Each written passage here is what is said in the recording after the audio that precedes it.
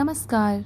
तो चलिए आज हम आपके सामने प्रस्तुत करते हैं एक ऐसी कहानी जो हमारे समाज का दर्पण है। एक एक ऐसी कहानी जो हमारे न्याय प्रणाली के ऊपर सवाल खड़ा करती है।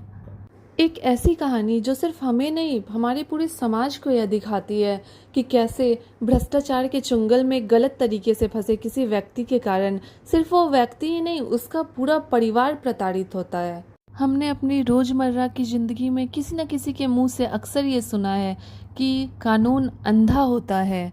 अक्सर ऐसे फैसले आते हैं जो हमारी न्याय प्रणाली पे सवाल खड़ा करते हैं। तो चलिए इस कहानी को आगे बढ़ाते हैं और जानते हैं एक ऐसे व्यक्ति के बारे में जिसकी ज़िंदगी पूरी तरह से भ्रष्टाचारियों के कारण बदल जाती है।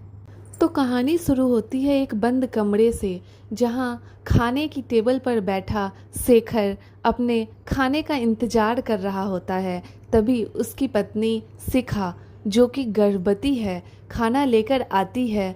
तभी दरवाजे पर दस्तक होती है। पुलिस।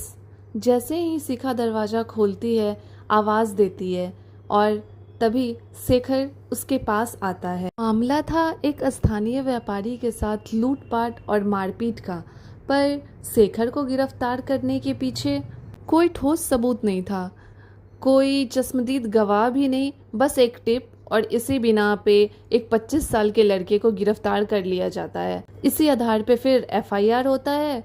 और सिर्फ ये गिरफ्तारी नहीं थी, ये एक ऐसे सिस्टम में फंसने की शुरुआत थी जिसने शेखर की ज़िंदगी के 15 साल ले लिए और उस पर आरोप लगाए गए डकैती, मारपीट और साजिश की।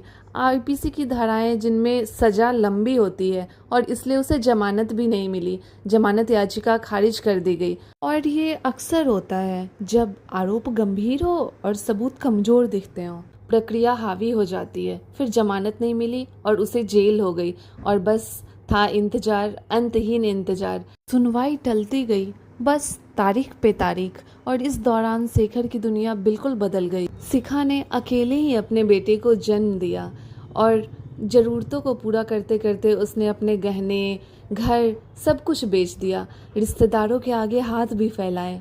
शेखर के बूढ़े बाप ने तो बस शेखर के इंतजार में दम भी तोड़ दिया। काम बंद हो गया, समाज में इज्जत सब खत्म। और जेल के अंदर उसका अनुभव बहुत ख़राब रहा। उसने जेल के अंदर हिंसा देखी, भ्रष्टाचार देखा। ऐसी जगह के अंदर रहकर न्याय से भरोसा उठ जाना काफ़ी स्वाभाविक है।